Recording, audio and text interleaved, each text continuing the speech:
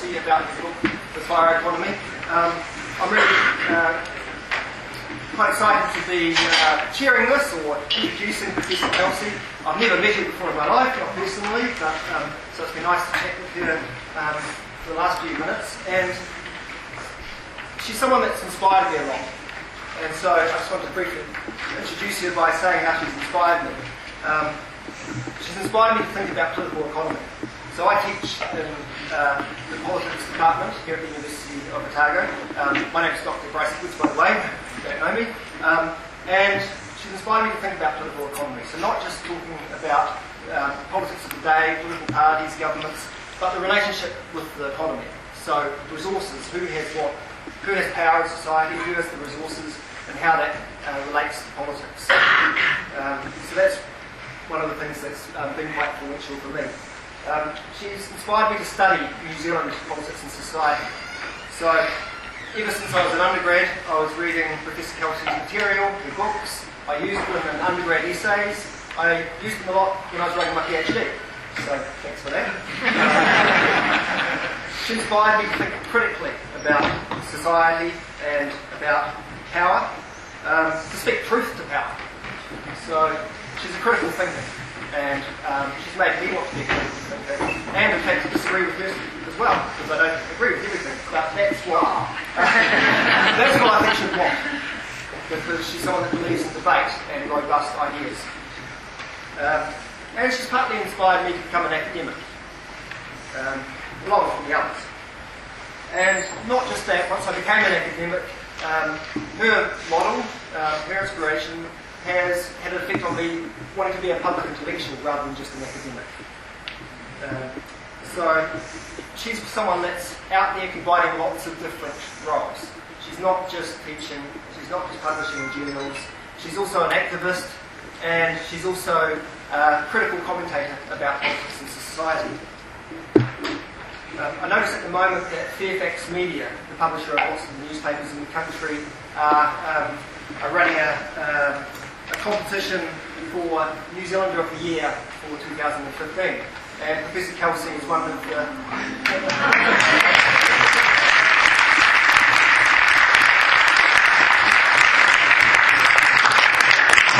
So, yeah, she's one of about 6 candidates for New Zealander of the Year, and people are voting on that at the moment. I think she'll be a very worthy winner.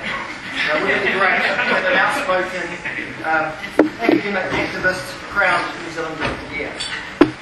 But unfortunately, she's up against... Lady Harga's in there as well. Lady Harga.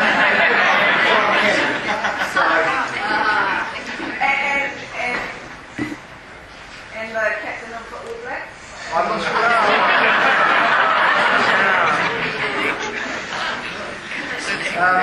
I think she is particularly important, and she's in that competition because of the role that she's playing in leading the debate about the Trans-Pacific Partnership Agreement.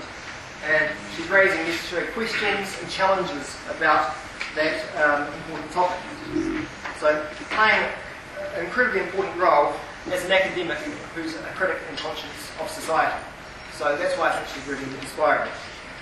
I think of all her successes, though, the thing that has, I guess, affected me the most is the books that she writes. She's a brilliant author.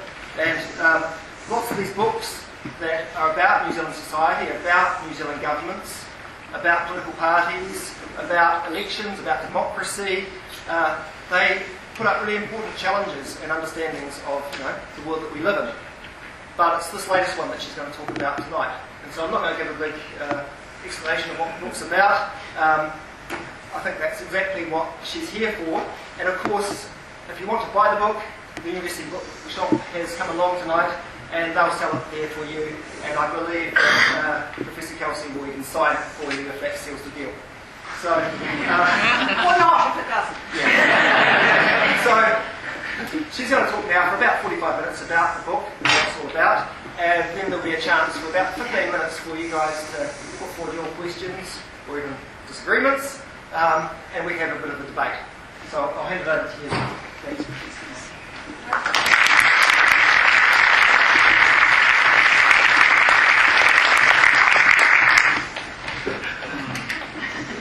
Kia ora, whānau.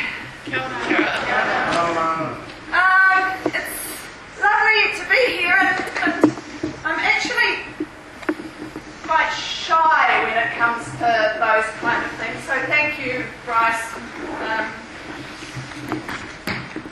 Now we're going to talk about ideas. This book is, for me, probably the most challenging one that I've written, and I'm going to explain a little bit why before I tell you what's in it. But people always want some take-home messages, so I'm going to give you 3 take-home messages to start with, which will be part of the theme of what I want to talk about. The first is that for quite a long time in this country we've been living in a cocoon, or what some of the very interesting IMF researchers I'm going to talk about refer to as a state of denial. We now have a kind of sense that the rock star economy isn't, and that maybe everything isn't quite as rosy as we may have been led to believe. And I want to reinforce that message, and the subtitle of the book, The Fire Economy, is New Zealand's Reckoning. I want to explain why I think we are heading for a serious set of challenges that we need to think very hard about. The second take-home message is that the neoliberal orthodoxy that we have lived with over the past 3 decades is internationally now increasingly facing a crisis of legitimacy, which isn't reflected in the debates that we're having here. And one of the things I try to do in the book is to bring some of the international debates to bear on what still here is treated as an unquestioned set of orthodoxies. And there are some questions that people might be asking around the fringes, but I want to suggest that we are in fact at a point of a significant paradigm shift internationally, which is going to bring about very significant changes here. And we need to understand not only the embedding of the neoliberal paradigm of the last 3 decades, but what the challenges are if we are going to face a transformation into something different. And the third of the take-home messages is that transformation of paradigms, as we saw here in the early 1980s, requires an understanding of the systemic nature of change. That ad hoc and siloed approaches or grand rhetoric actually isn't enough to bring about shifts. And I want to talk about the kind of steps that will be needed if we are going to move within this country to a post-neoliberal paradigm along with other parts of the world. So those are the kind of take-home messages from the book. The book itself started out of a Marsden grant, which was grandly entitled Embedded Neoliberalism in a Post-Neoliberal Era. And I understand from someone who was in the cabinet of the time that there were some questions asked as to what the Marsden Fund was doing funding such research. But the Marsden Fund, and I want to do a real plug for that residual pot of money that actually helps support critical and blue skies thinking, is really important, and we have to defend it. So I'm really grateful to the Marsden Fund for taking the risks. I hope that in this year's round they're going to take it again, the next one. Because, especially for those of us in law, and I work in a law faculty, we need the encouragement to think outside the box. And it's difficult in university environments these days to do that unless you can point to some goodies that the institution will get out of you doing so. But in addition, you need publishers. And Bridget Williams Books has been my publisher through all of those books, and some others. Independent publishers really struggle in this country, especially since the big bookshops have gone for the lowest common denominator of the parallel imported mass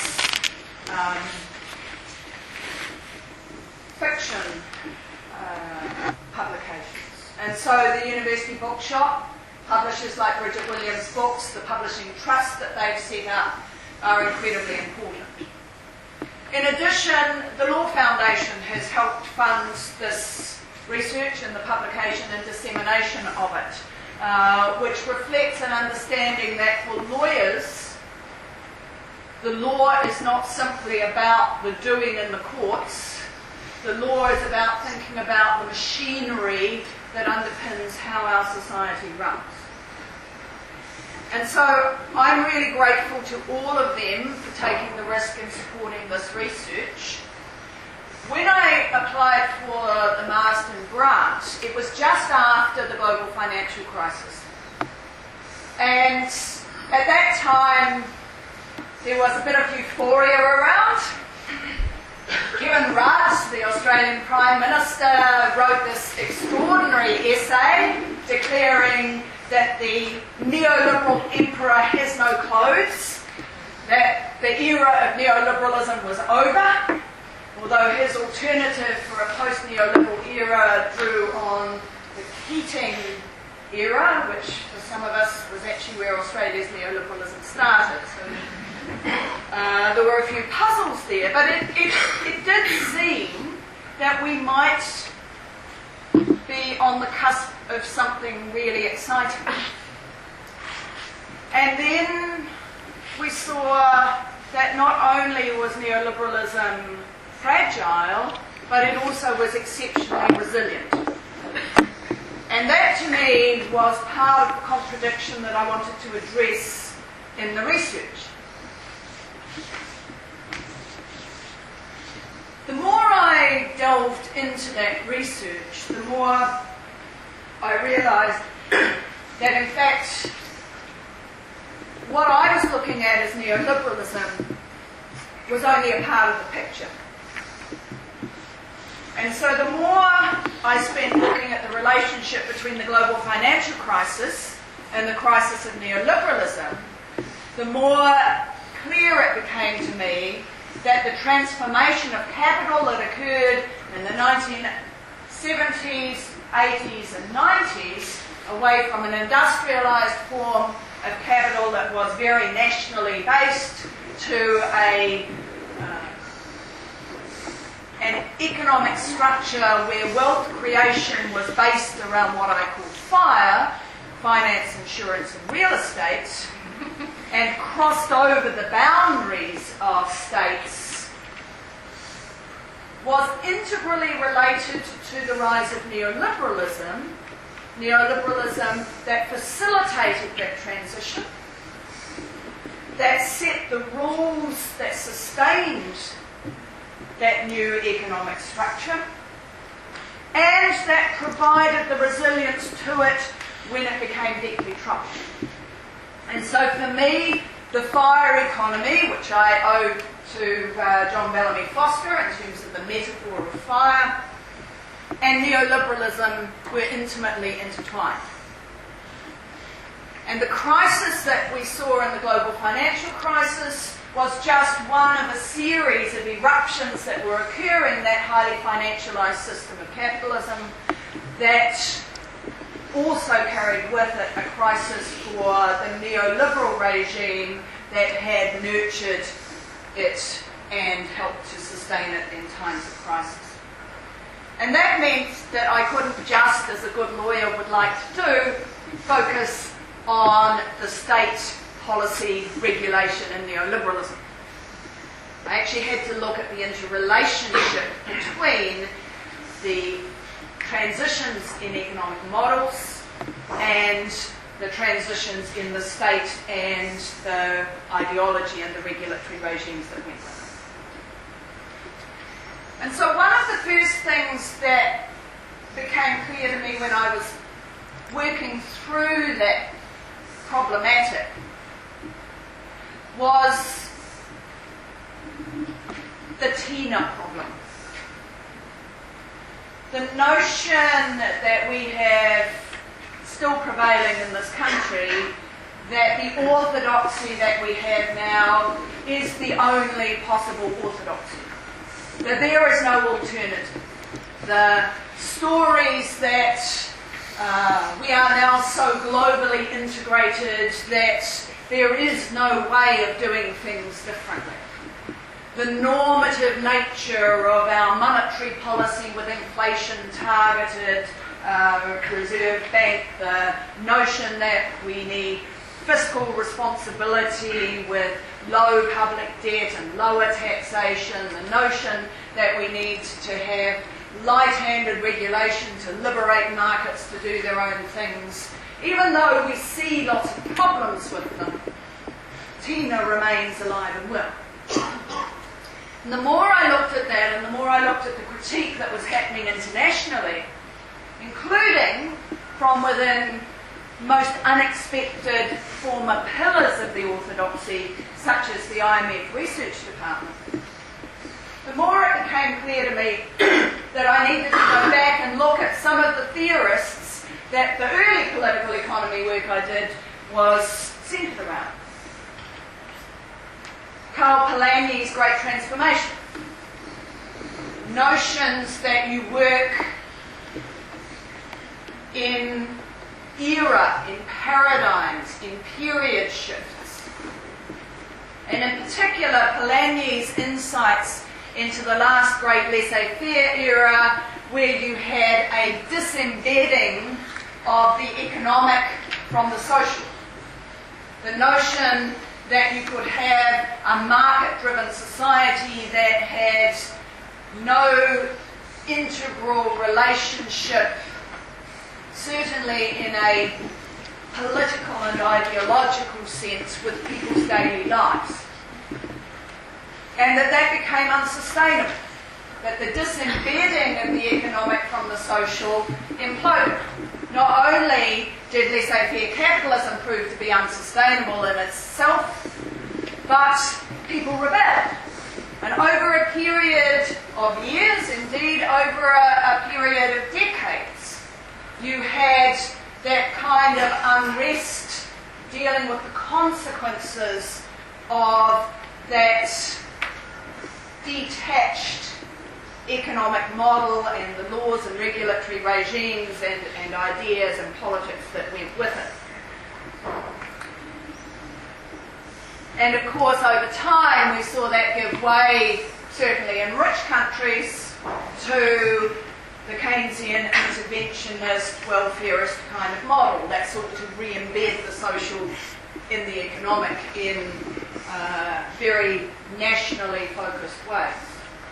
And then we saw another paradigm shift when its contradictions came to emerge in the late 60s, but especially the 70s and 80s, that gave us the fire economy and neoliberalism.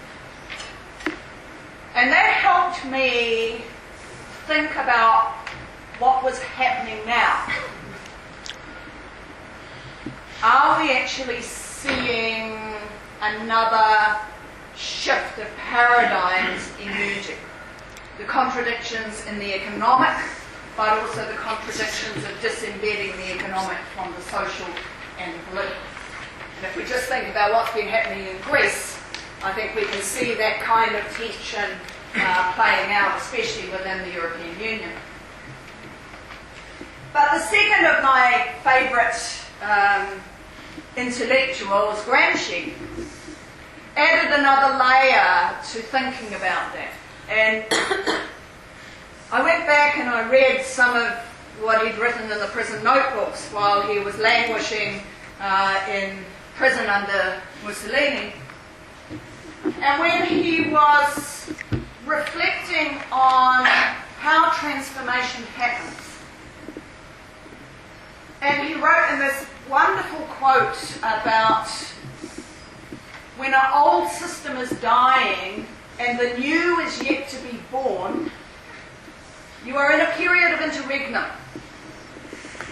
And that interregnum creates morbid symptoms.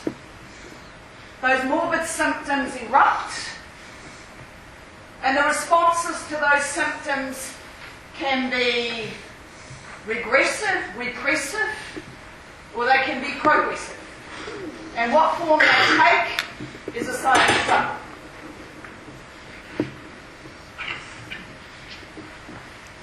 And the more I thought about that in the context of what is happening with us now, the more it seemed to me that we are actually in a space of interregnum. The old is dying, the new has yet to be born, we don't know what it's going to look like. There are all sorts of forces that are trying to shape what it might look like. There is resistance to change from those who are the beneficiaries and the bastions of the last 30 to 40 years. We are seeing lots of morbid symptoms, and we have a choice as to how we try to shape what might come out from it. And in that sense, I'm a bit more optimistic than Piketty in his analysis that maybe the rampant inequalities of income and wealth that we are seeing now and that we saw under the old laissez-faire era, which had a period of evening out in the mid-20th century, certainly in the richer parts of the world, he suggested maybe that's actually the norm. Maybe the inequalities, maybe the power of wealth is in fact the norm. I like to think, in fact, it's the reverse, that we have these shifting paradigms, and what we make of them and how we make them is actually a part of the challenge that confronts us. And so that's the optimistic part of the book. And let me talk a bit more about the nuts and bolts. When I was looking at fire,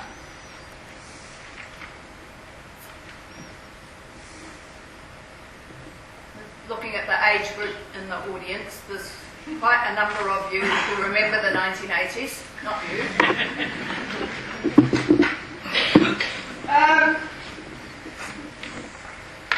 I remember when I was looking at that, and we were looking at the corporatisation and the privatisations and the transformations that were happening in the agriculture sector and so on. What was happening in the finance arena was only one part of it. But my dear old friend, whom I admire and miss terribly, Bruce Jesson, was always really clear that it was about capital. It was about the transformation of capital and about the liberation of finance. And so I went back and started looking at how in the shifts in the 1980s here, the priority of the architects of New Zealand's neoliberalism was actually to liberate finance. And if you look at those who became the power brokers under that era, whether it was the Rogernomics era or whether it was the Richardson era, it was the money men. And that was important not just for those of you who remember the stock market crash and the fact that people got all seduced by the hype and then all of a sudden the bubble burst dramatically. But we had a major transformation of the New Zealand economy. Old companies like Fletcher Challenge, Carter Holt Harvey, Fisher and Paykel, the old wealth got transformed. And I remembered when I was going back and rethinking that, having dinner with Hugh Fletcher on a number of occasions, because his wife, Shana Elias, is an old friend of mine. And he would have come from board meetings, and he'd be talking about what Ron Trotter and the others were doing in terms of the transformation of the company, and the notion of shareholder capitalism and of maximising the immediate wealth for shareholders out of the ownership of the company. And how the notion of shareholder capitalism actually gripped the New Zealand productive economy and transformed it in a similar way to what happened in many other parts, certainly of the OECD.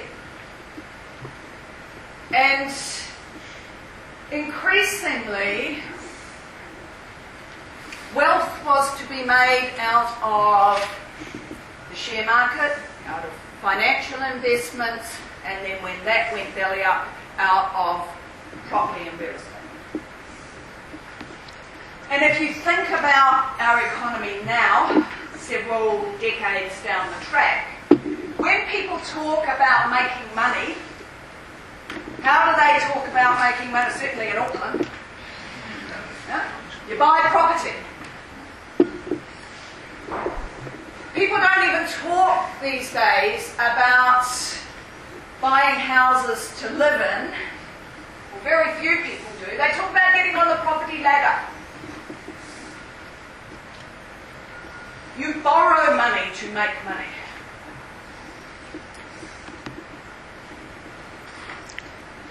Part of the legacy of the transition to shareholder capitalism, of the growing role that private equities have in New Zealand, if we think about those who now own TV3 and MediaWorks, or if we think about those who own the aged care industry, or those who own the early childhood sector and so on, they're not people who actually have an investment in the doing of those things. They have an investment in turning over as quickly as possible the returns on their investment and then reinvesting somewhere else.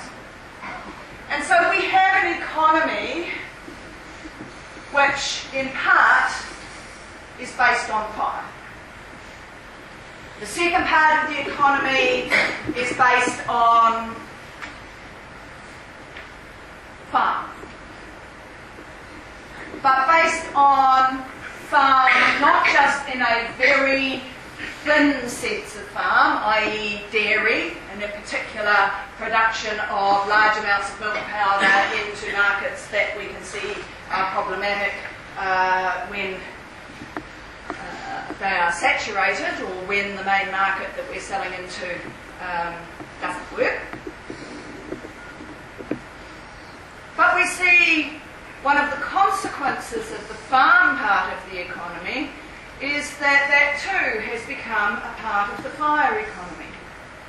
If you look at where a lot of the money is made and a lot of the fragility now in the farm economy, it's because people have borrowed a lot of money to convert productive land into dairy farms in the expectation that the white gold bonanza will continue, and when the white gold bonanza doesn't continue, not only do we have distressed, hugely indebted farmers, but we have a banking sector which is not only vulnerable in terms of the property markets and the property bubble, but is vulnerable in terms of the rural sector property exposure as well. And then we have the other part, if you look at the Reserve Bank's analysis of the New Zealand economy, which is, gee, a real growth sector. Christchurch, post-earthquake reconstruction.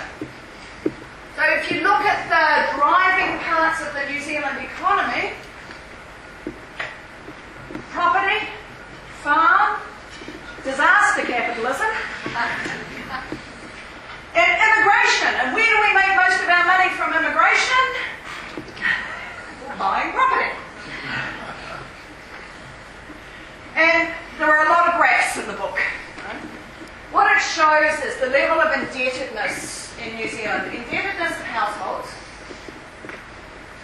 Indebtedness compared to the income of households has doubled since the early 2000s. That raises serious questions in the immediate sense of if the fire economy is sick, and we're seeing signs of that emerging now, the rock star's addiction to debt is potentially creating problems. The dependency on export of milk powder is potentially creating problems. The Christchurch rebuild won't go on forever and is slowing down. If we're going to enter into a recession, what is going to happen to that level of debt? What is going to happen to the people and to the businesses and to the banks that are dependent on a fire economy? And no one actually wants the bubble to burst. The banks certainly don't, and they keep borrowing more and more money offshore, and the place that they can earn the most, and we know that they earn a lot, is from lending into the property sector. They don't want to lend to manufacturing industry and real production and real jobs. There's no money in that. So the banks want it to continue, the government wants it to continue. How on earth do you keep people spending money, having confidence, thinking they live in a rockstar economy if they can't continue to get access to cheap money? And if you look at the increase in New Zealand household debt, it started to skyrocket during the golden years of the Labour-Clark government. So that period of New Zealand's golden economy under Michael Cullen's stewardship was actually built on consumer-based debt.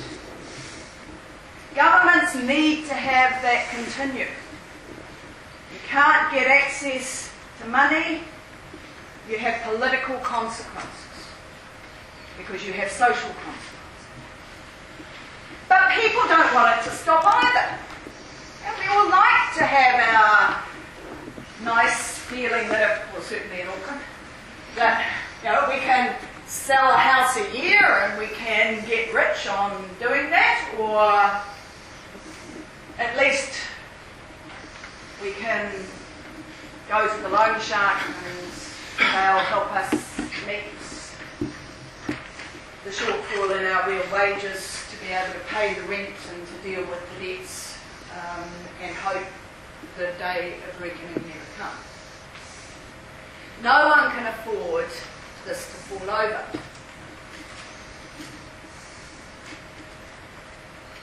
We have, accompanying this fire economy, the biggest increases in social inequalities that we have seen since the early periods of colonisation. And we know who are the principal victims of that inequality within this country. And it's no surprise that those are Māori, Pacifica, and some migrant communities, certainly on a national basis. So have a think about what happens 3 or 4 years down the track if that economic model reaches a point of real instability. How are we going to deal with it? One of the things I did when I was researching the book was I spent quite a lot of time in Iceland. I chose the summer 6 weeks. And Ireland. And some other countries that had been dealing with the aftermath of the GFC. And there was a really interesting common theme in the discussions that I had with them. People said to me, we knew that this couldn't last, but no one wanted to discuss what we would do if it imploded. Now, Iceland was really lucky. Iceland has a lot of similarities to New Zealand. It has a single commodity that it's dependent on, in their case fish. It's a very small place, very easy to capture in a political sense. It had a real ideological push there, although probably more personally corrupt than here. And they said, well, you know, we were lucky when the banking crisis happened because, one, we weren't part of the EU, so we had some flexibility. Two, we had alternative political parties that were on a bit of a roll. And so we had a socially progressive party and a left-green party that were there as an alternative that could be elected. And we had a legacy of Nordic models and values that we could draw on in thinking about alternatives. Ironically, the other thing they had going for them was the IMF. The IMF has a serious legitimacy crisis. And despite its involvement in the Troika in Europe, it's actually the least enthusiastic participant in the Troika of the European reconstruction, the GFC, or destruction of Europe. The IMF seized the opportunity in Iceland to support a really progressive set of alternatives. So they focused on redistribution and protecting the most vulnerable. They increased taxes for the rich. They capped the level of debt for the poorest. They increased the real wage, and they still have an award system of wages, for those of you who remember what that is. They made minimal cuts to social welfare expenditure. They raised the pension. They did everything that is the opposite of what you will have been hearing about in the austerity packages, and which is certainly what I heard about in Ireland. And they came out of it remarkably well, in contrast to the stories that I had when I was in Ireland. But the problem that my friends in Ireland said to me several years later, when the progressive government had been replaced by the old guard yet again, was that they never debated the real problems with the economy and the real problems of neoliberalism. They blamed a few corrupt politicians and a few greedy bankers. They threw a couple of them in jail, and they went back to life as it was before. And now the distressed debt in Iceland is owned largely by the vulture funds, who, if we learn the lessons from Argentina, will demand to be paid on the face value of the distressed debt that they bought at that proportion of that value of the debt. And they said to me when I said, look, I'm really worried about the parallels of what's happening in New Zealand. The lesson you must learn from Iceland is that we never had a debate about the systemic problems and about how we transform from that to do something different. So when I started looking in the book at the neoliberal side of it, as opposed to the economic side of it, it was very clear to me that we had to start looking at the systemic structures of neoliberalism, not the individual little silos that might be of interest to us. Now, in my policy course that I'm teaching at the moment with my final year students, we are looking at commonalities, for example, across things like Pike River, leaky buildings, the finance company collapses, the aged care homes, And that was initially what I wanted to look at. I thought there are common patterns here that are underpinning the way that we do policy, regulation, law, the role of the state and so on. But then I went back and thought about when I wrote the New Zealand experiment, that wasn't what was seen as systemically important under the Rogernomics and Richardson periods. What was important to them were the pillars of what the Business Roundtable architects and others refer to as our economic constitution.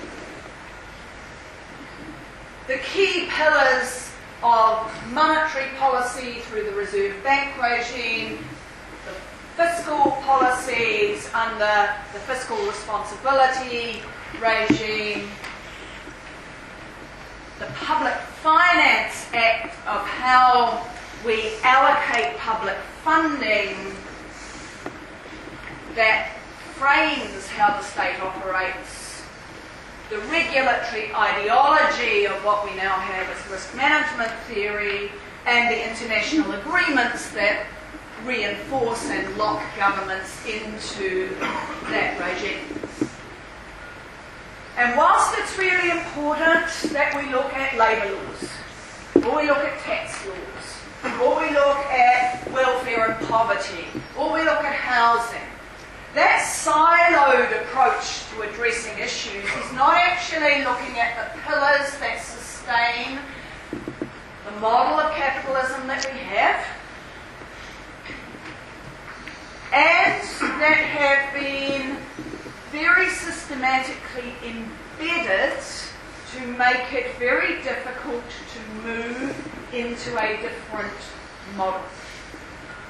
And so the key parts of part 2 of the book, actually looking at the notion of embedded neoliberalism and what the key tools to achieve that are,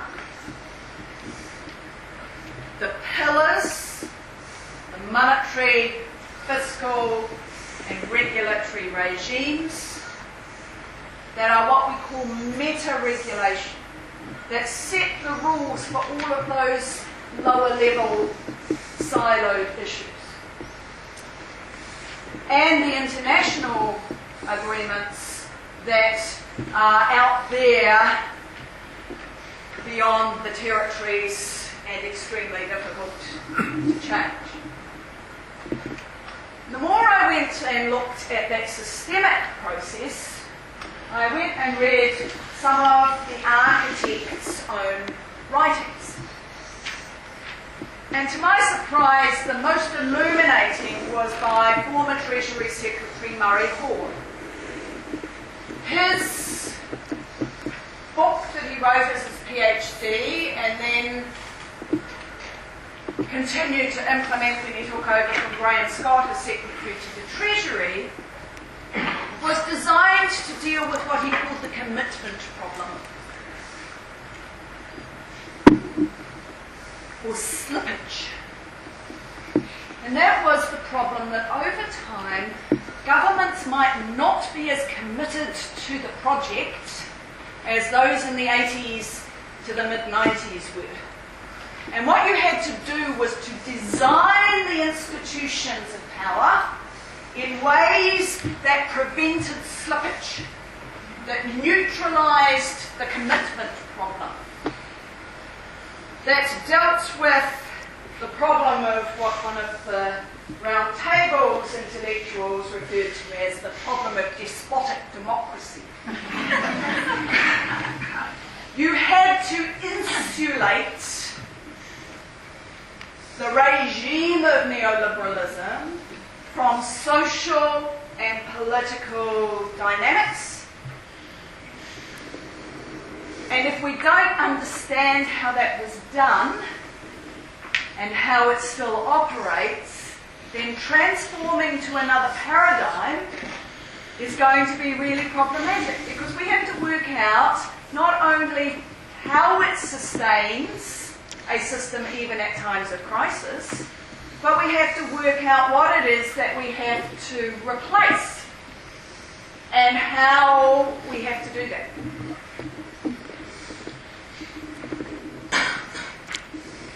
Now, the Reserve Bank Act, I mean, we don't talk about that here very much because inflation targeted monetary policy is a holy grail and we can't possibly challenge that. It's been nibbled at the edges. Winston introduced a piece of legislation to amend the Reserve Bank Act and introduce diverse objectives for the Reserve Bank. Labor even supported it last time. But you can guarantee with the structures we have, an independent central bank and legislation that sets a specific policy of price stability, or objective of price stability, seeking to change that will trigger a crisis of investor confidence, threats of credit rating downgrades, and all of the hell and fury that would come to bear on a government that had the temerity to do that. Fiscal Responsibility Act, much more floppy. Based on principles, doesn't actually tie governments to particular targets, but you have to confess if you're going to be fiscally irresponsible. Like raising taxes on the rich. Or saying maybe it's not actually public debt that's the only problem. Maybe the big problem we've got is private debt. And the fact we've privatised the debt is perhaps an issue we need to confront. Maybe budget surpluses are not always really good things. Ideologically, very hard to shift that ground. But the one that, to me, was the most important was the one that people pay least attention to, which is the Public Finance Act. And if you have never paid any attention to the Public Finance Act, you need to. It used the most important legal tool of all in the neoliberal toolkit, which is contracts. And New Zealand is the most contractualised system of neoliberalism of anywhere in the world. Contracts are important. Contracts ring fence what an entity can do, what impacts can be considered, and when you have a contract, the contract can be between any party. It doesn't need to be the state. And so the privatisation of our public domain through contract is incredibly important, and that is the way that public funding is allocated, through purchasing contracts, through purchasing purchasing outputs.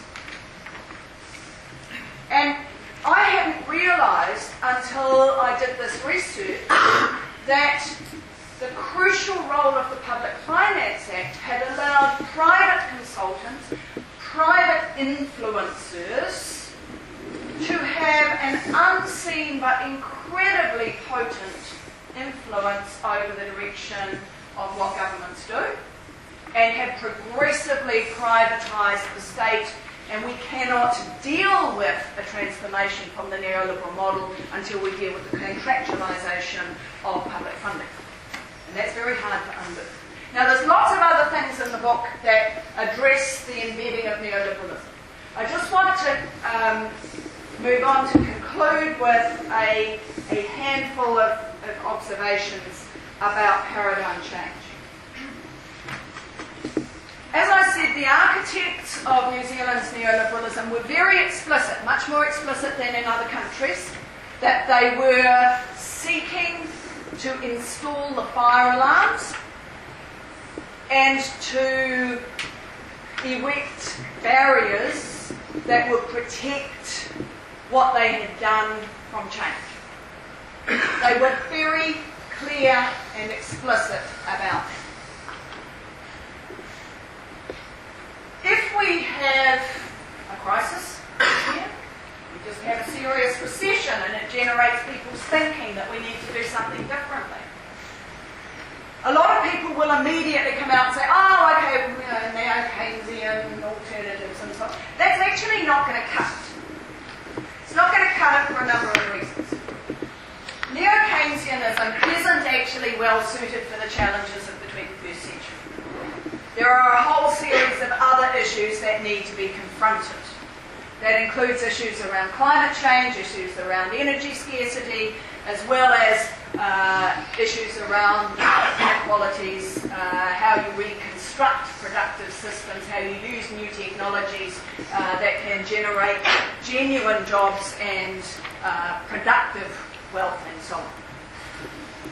And so we need firstly to rethink what kind of alternative economies might work,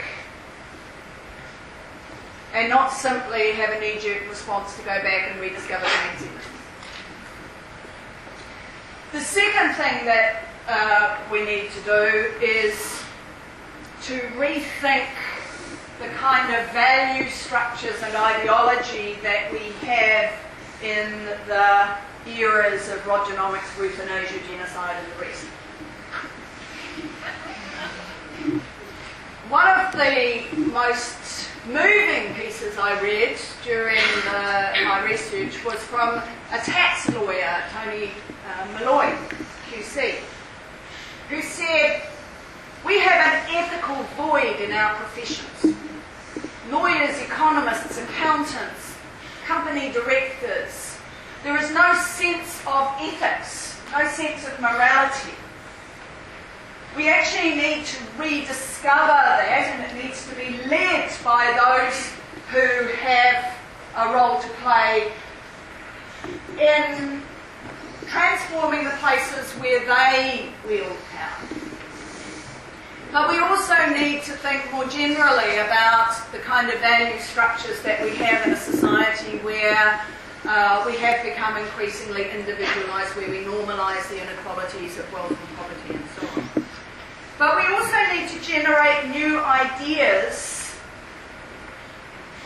that say it is okay to talk truth to power. People are frightened these days to put their heads up. Certainly many academics are, many journalists are. It's not a popular thing to do, as poor old John Campbell found out.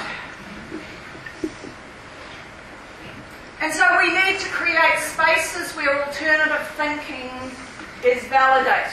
And one of the things that was so important to me in reading the book was seeing that many of those who were right at the core of the last 3 decades are themselves speaking truth to power. And so we are seeing inside the IMF the most extraordinary, heretical stuff coming out. We are seeing journalists like Martin Wolf, doyen of the Financial Times, who supported all of the Thatcherite policies and so on, saying this hasn't worked and we need to rethink it, and if we don't rethink it adequately, then we will have to do things even more radically. And it is happening, but we don't hear it in this country. And we need to work out how we deal with that here. The third thing we need to do is to rethink what we want the state to be. Again, not just going back to the mid-20th century welfare state interventionist. What do we want from the state? And how do we get from the state we have now, the highly contractualised, privatised state that has go into the latest Graham Scott ideas from the Productivity Commission about what we should be doing with the culture of the public service. But how do we rethink the state? How do we then rethink the regulatory frameworks that we have that celebrate risk-tolerant regulatory regimes that bring us the likes of Pipe River and the finance company credentials and so on? How do we move from this terrible word of responsibilisation, where what we have to do is to give people financial literacy? So, I mean, they might be on the bones of their arse and they might not be earning any money, but they have to be fiscally literate so they know when they go to the loan shark they're being screwed. How do we debunk what is now regulatory management theory that drives the entire thinking and the regulatory frameworks in our public sector and is taught to people in our schools of governance and so on. How do we rethink the policy and regulatory paradigm, and how do we get from what we are now into something different? And I've been working with some others working on how we do a different finance structure from the Public Finance Act, for example. So that's the first four, but the fifth one is the big problem. How do we get the political will of parties that are focused on focus groups and centre ground and not triggering the fire alarms to have a backbone? And they won't do that until the sixth and the final point, which is that people demand that we do something different.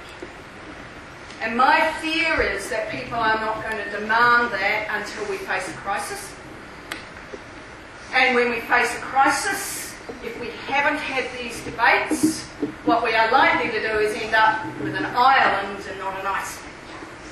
And we therefore need to be trying to preempt that kind of social catastrophe and have those discussions now. But if an economic meltdown is not avoidable, and certainly the IMF people seem to suggest that we are prime candidates on their checklist of factors that can lead to a financial crisis, we at least need to have a contest of ideas and options and politics for what we do. Good.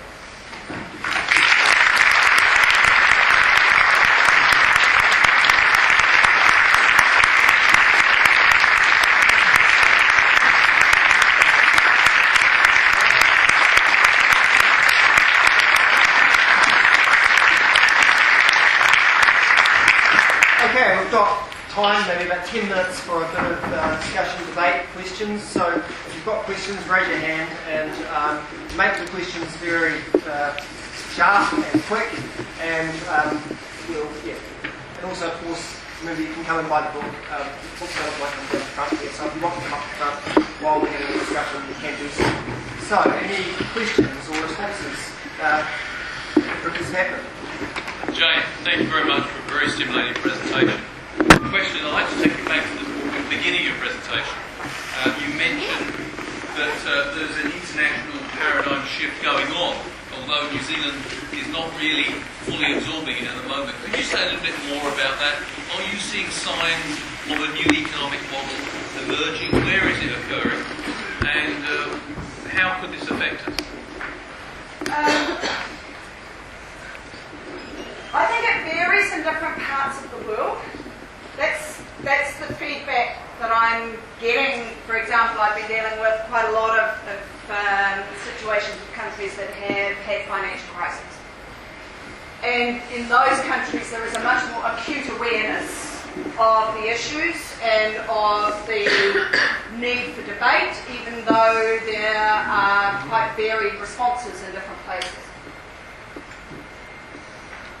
In Europe, at present, I find from people there a deep depression. It kind of fluctuates. There was, prior to about a year ago, in relation to Greece, huge optimism. Now there is this sense that nothing can change, that the grip of the European Central Bank and so on is so strong. I'm not sure that that's actually I think the politics are important, and the politics are showing us that you can't shut out the social and you can't shut out the national politics within a broader dynamic. But when I look at some of the things that are happening, for example, the imposition of capital controls, we're seeing now a real revival of the use of capital controls in a number of countries in ways that people were told before you couldn't do. That is imposing constraints on that highly destabilising mobility of finance. IMF now is supporting the use of capital controls. There are, in other areas, countries, for example, that are withdrawing from various of the international agreements. There are countries that are looking at, especially in Latin America, new ways of dealing with access to debt and finance. There's obviously what's happening with the China-led investment bank as well. I think, going back to Gramsci, we're seeing pockets of stuff happening. I don't think there's anything coherent, and I think that's part of that interregnum process. But I don't think the leadership is going to come from the powers that drove the last paradigm. I don't think it's going to come from the US and the EU. I think it's going to come from much less expected places, and frankly I have zero sense at present of what's going to happen with either China or Russia. I have a little bit more sense about what's going to happen with India, but so I think we really are in a very interesting, complex time. Okay, we've got time for a few more questions. On my speaking list I've got Professor Brian Roper back, and then my questions front. Go with Brian. Jane, thanks so much for that talk. It was great, and the book was great as well. We're using it in my teaching and research, so thanks so much for the contribution both here tonight and obviously a huge amount of work that's gone into producing this book. And one of the things I really think is so important about it is to keep the critique of neoliberalism front and centre, because of course a lot of intellectual supporters of the Clark government claimed that that government had actually taken us beyond neoliberalism, which of course it hadn't. We're not actually already in a post-neoliberal era, that's for sure. But I think there's just three very quick points in a question. Firstly, for a small country, there is actually a really large amount of writing and research focused on the emergence, development and impacts, negative impacts of neoliberalism. I mean, the last time I taught a third-year paper in New Zealand political economy, the reading list was 70 pages long, and a lot of it was 10-point Palatino, and my students complained that it left no scope for independent research. So, in my own book, Prosperity for All, Economic, Social and Political Change since 1935, one of the things I tried to do in the guides to further reading was to introduce people to that broad scope, everything from the neoliberal justification of the status quo to the social democratic Keynesian position, which is critical of neoliberalism but argues for reforming capitalism rather than transforming it, and then also the important but small body of Marxist work on the left. Secondly, capitalism. I mean, what really are you talking about here? Are you talking about a change in the policy regime that governments use in order to manage the underlying capitalist economy, which broadly speaking is something that those who are both in the neoliberal and the Keynesian traditions are committed to? Or are you talking about societal transformation, which then involves an engagement with the Marxist tradition, which argues for a democratic, socialist, egalitarian and environmentally sustainable alternative to capitalism, which leads me finally to the question of alternatives. Are you actually advocating what in effect is a left social democratic policy regime? You've done a good job of outlining what the key features of such a regime may look like, but how feasible is that?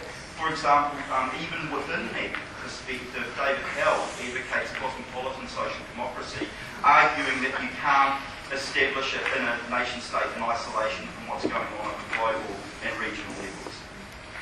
Well, a very quick response is I think that's the debate that we need to have. I am not an economist, but one of the things I found really important in the last parts of Piketty's book was that people need not to be scared of economics, and economists need not to be scared of dealing with social realities. And I think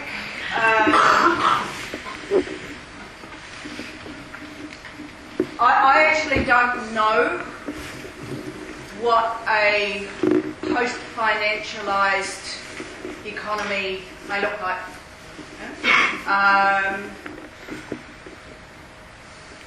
I really don't. And I think it will osmose, in a way, under contest. And my contribution, apart from raising that question, is what are the things that are going to stop that kind of transition being able to happen, and what are the role of those of us who work in those areas to try to think through different ways as a part of a bigger project. But I'm not a believer that we can have the equivalent of the Treasury's Team B and develop the plot that we can just steamroller in.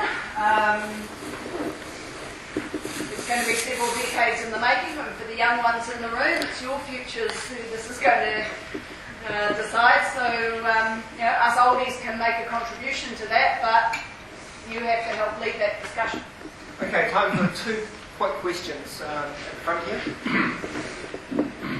Hi, I'm from Pukaraki, but you amazed me, and I believe you're a wahine toa, a true rangatira, and I think you answered your question. You answered the question yourself and said, how are we going to go about people discussing things before it becomes another crisis?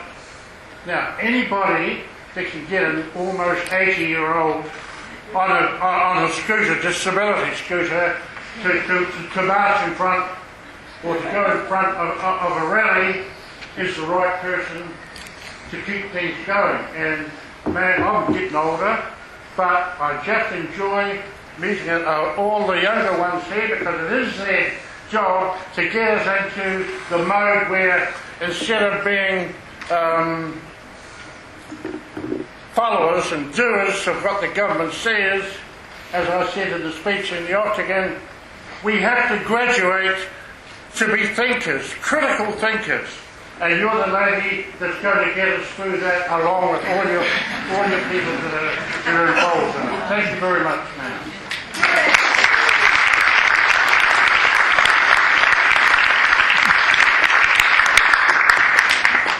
I'd like to pay tribute to all of the people in Dunedin who did such an amazing job on that, on all the days of action down here, and I think that in itself is a part of the awakening that is happening, that people aren't a bunch of lemmings, despite what the Prime Minister might suggest. Somehow I can get 25,000 people out doing stuff when they don't know what they're talking about. But it's that kind of insult that I think has backfired, because people actually want to say no.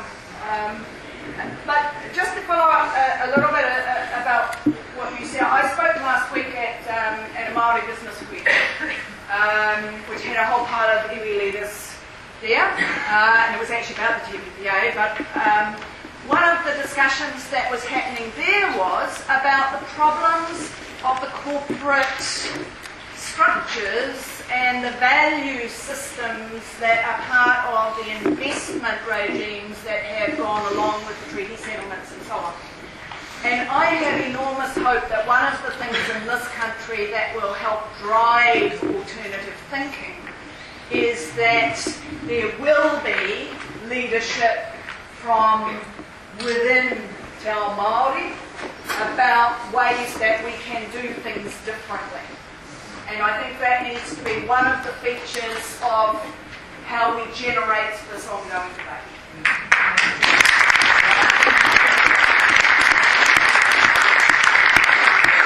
Okay, we've got another question at the back.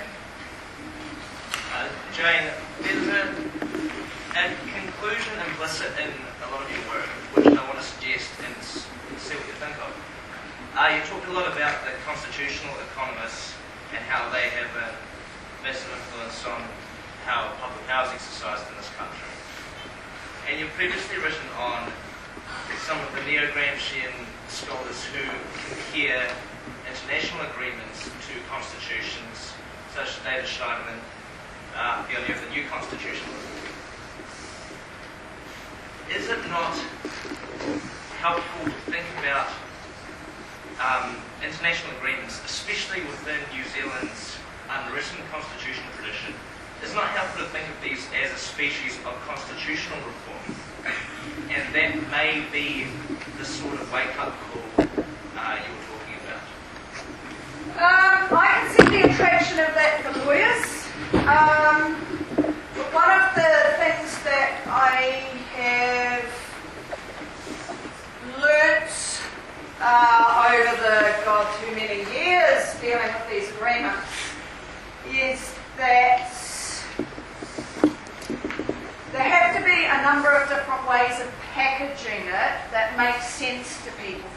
there's some people here who are from the public health tradition. How they conceive these agreements is different from the way that Māori conceive the agreements. It is different from the way that those who are dealing with climate change conceive of them.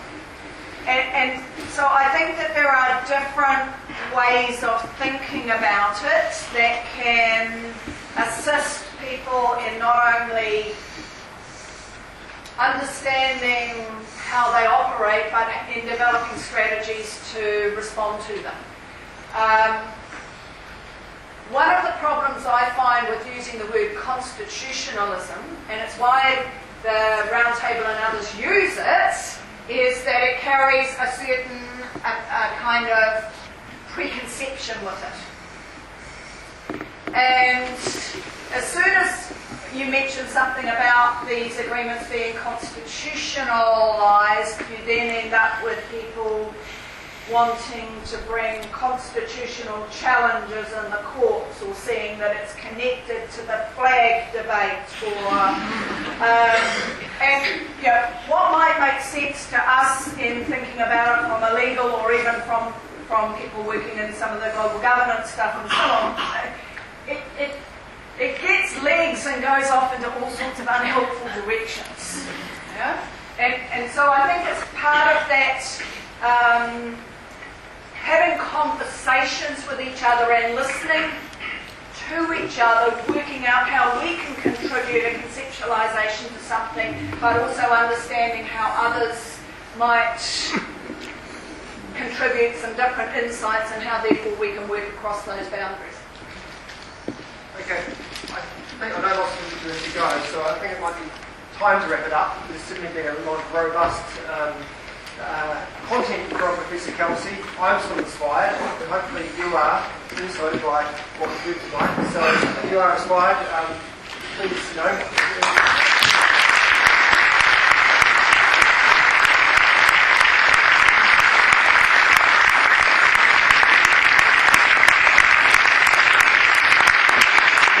Professor Kelsey is happy to continue the conversation and the debate, especially if you buy a book.